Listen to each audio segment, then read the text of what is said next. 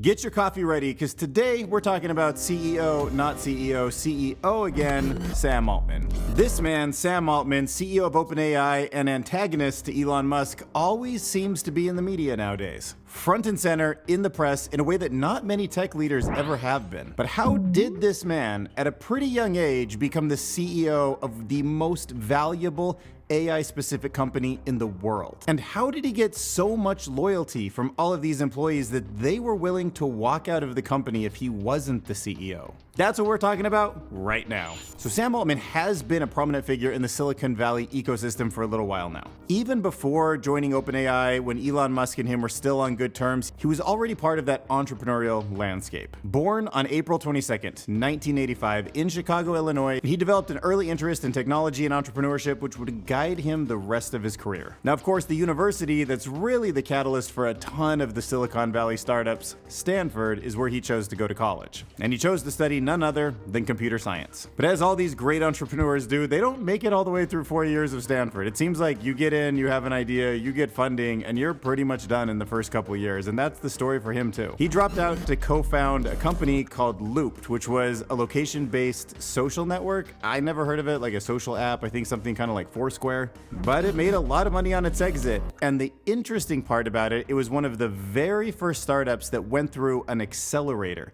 basically an incubator that takes small ideas, small teams, and turns them into something of real value. You might know it today as Y Combinator, but at that time, it still was in its infancy and it didn't have that same prestige that it does now.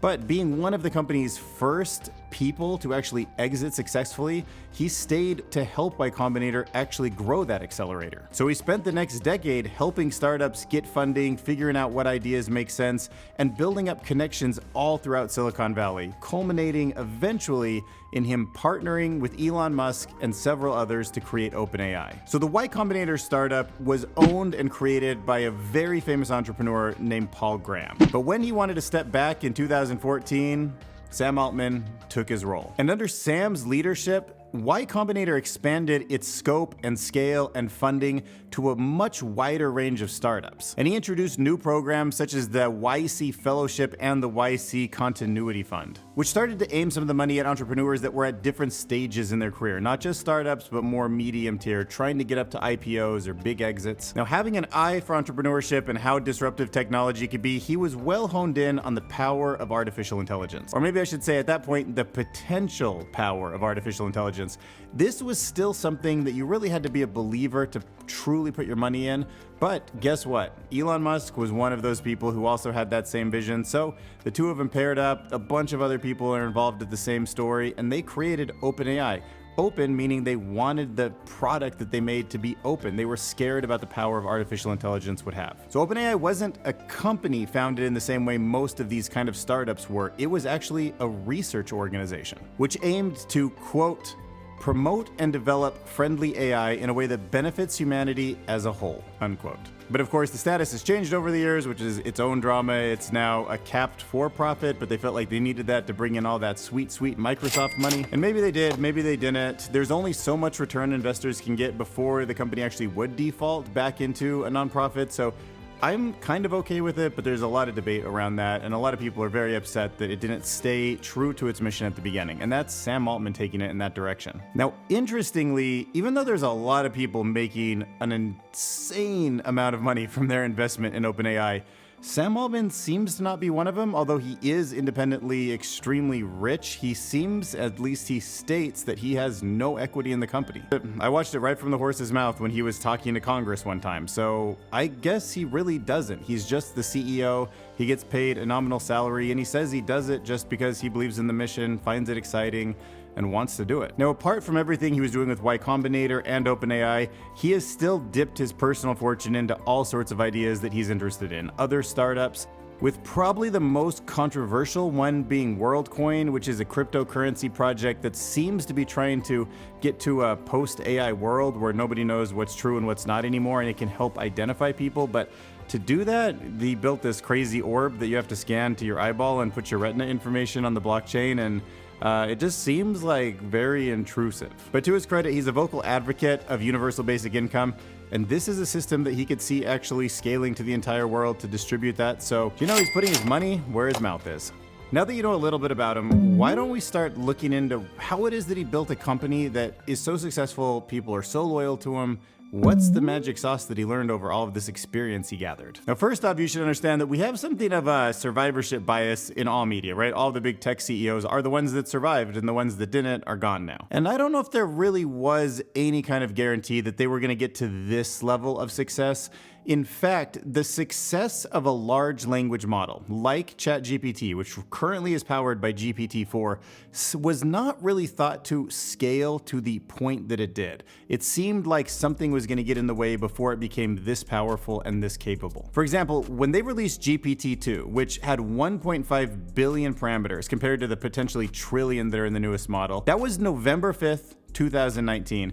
And it was definitely a tool that was fascinating for researchers to work with. It was interesting that it could, for the most part, form actual English words and continue sentences, but it didn't ever feel like it was going to answer questions and become the product that it is today. But of course, it had hints of success, so they decided to keep scaling it up. And as they scaled it up and it got better and better and better, it started to take almost like a power law, an exponential sort of growth where capabilities started to stay in line with giant, massive amounts of data. So calling up somebody like Microsoft, having them build out a special section of their cloud server that could train these systems, just pumping tons of data, tons of money, and sort of staying the course because they kept getting little bits of feedback along the way, just brought them to a place that a lot of people didn't expect. And we are not even at a ceiling. There's no reason why GPT-5, 6, and 7 won't continue on this trend. At least it seems like they might hit a ceiling at some point. Maybe they'll just run out of real data and they'll have to generate data which won't train it in the same way.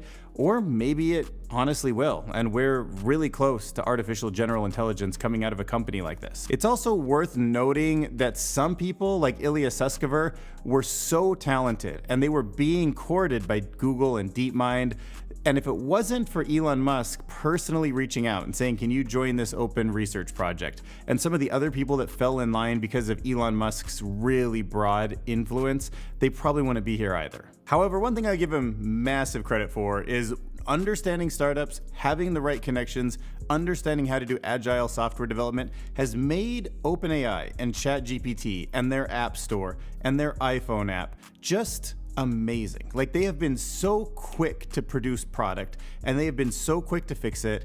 And when things have come up, they've really had an excellent engineering team solving these problems. And I give most of that credit to Sam Altman, because in a podcast where he was talking with Lex Fridman, when he was asked, how do you divide up your time throughout the day? He said, I honestly do spend half of the week, the work week of 40 hours, just interviewing people, chatting with them, asking them what they're going to contribute, vetting them. So the people at OpenAI really are the best people. And then they're mostly left to autonomously do what they need to do. So he's not a micromanager. And the proof is in the pudding. The way that they rapidly developed and deployed advanced models like GPT-2, 3, 4, DALL-E 1 and 2, and the Codex, plus the App Store, they've set benchmarks in the industry over and over again when they weren't always in such a position. They also made good decisions early on to take some of these models and build a platform around it. You can pay OpenAI.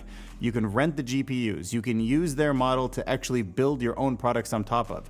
Altman had a good sense for becoming a platform early on, and that has made it so much more profitable. And of course, just changing the company into a for-profit so that people could invest doesn't mean people always will invest. That also is a lot of Sam Altman. He's the one that had to call up Satya Nadella and say, hey, you at Microsoft, we're doing some cool stuff over here. We can kind of be part of your R&D team, but can you scale out your cloud servers, because we don't have bandwidth for that? And that partnership between OpenAI and Microsoft, as we all know, has been crucial. So all of that put together, my guess is that if you're a top tier research engineer and you have the option to either work at OpenAI or Google's DeepMind, those would be the two best places in the world to work, there's probably a little bit less red tape, a little bit more of a teamwork. And maybe they don't have quite the same sort of access to data that Google does, or maybe as much of the history. I mean, trust me, Google DeepMind is absolutely amazing too. But I could see if you're really the top engineer in the world, how you might want to go work at OpenAI. And you have to wonder, if Elon Musk would have actually stayed in charge of the company, would it have succeeded as well? Maybe not. I mean, he obviously has a big portfolio of companies. He would have been more distracted, although he brings a lot to the table too as a CEO, so it's hard to know for sure. But now, with the benefit of hindsight, seeing how well they've done, I would probably bet that it would have done worse. At least in terms of being profitable. Whether or not in the future AGI gets out of hand and OpenAI doesn't do it responsibly and like all that goes totally chaotic and maybe Elon would have been a better leader in that sense is still yet to be seen. There's also some various reports, we're talking about rumors here, but it seems like one of the reasons why the split happened was either because the board didn't like the OpenAI technology being shared with Tesla, some of Elon's other companies, or maybe Elon tried to make that move to try to get enough control over the company that he kind of owned it as a CEO. Maybe he would have turned it profitable for all we know, merged it into his other portfolios, and that was part of why they pushed him out too. So maybe he was kind of like, if I can't be CEO, then you don't get all this money. And they were like, we'll get money from someone else. They went to Microsoft. And by now you've probably heard about the 1 or 2 days where he wasn't CEO, strangely. It seemed like the board, who did have the authority to get rid of him, chose to. It's a little bit unclear. They've sort of pointed to some things that he wasn't being totally transparent with him, and that's why he had to go. But it really hasn't come out what the truth is. But the fact is, Friday, November 17th, OpenAI's board unexpectedly removed Sam Altman as CEO, and they cited a, quote, lack of consistent candor in communication. And I don't know. I mean, if the board members are actually just concerned about artificial general intelligence and artificial superintelligence, and this is much more of a moral thing to them, I guess I could see how they might look at Sam Altman and say, wow, you're just like pushing out product a little bit recklessly. Even though it's making a ton of money, you're kind of taking advantage of all this power just to make money, when we need somebody who's more altruistic, someone who's thinking more about the broad future. But assuming they're not that, good-willed, which just, the average person just kind of isn't, and they're just investors and they're board members who want the company to succeed, make money, and grow like pretty much all board members on all other companies, then you think they'd be super happy with them. And if you look at what happened in the interim time, it's not really clear what the goal was there either, because OpenAI appointed a woman named Maria Murati as the CTO and interim CEO for a couple days while he was gone. It seemed like Satya Nadella from Microsoft was caught off guard and fought to have him back too. And in fact, now Microsoft has more control over the board so that this doesn't catch them off guard again. All leading to just 3 days later, on November 20th, him returning as the CEO.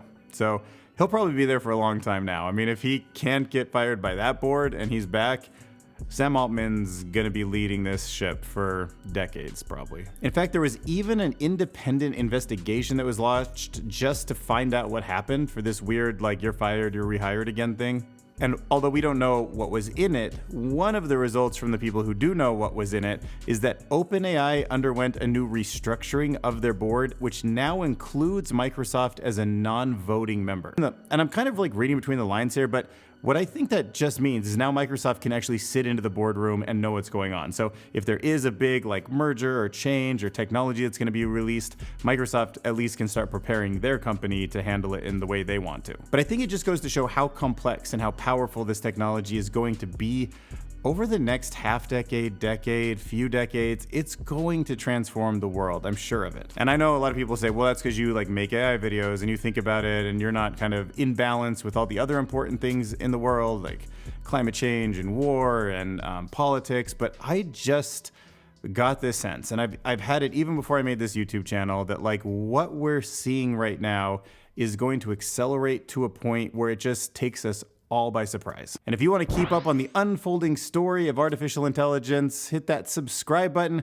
Help me get to my next goal, 10,000 subscribers. That would mean the world to me. Thanks for watching.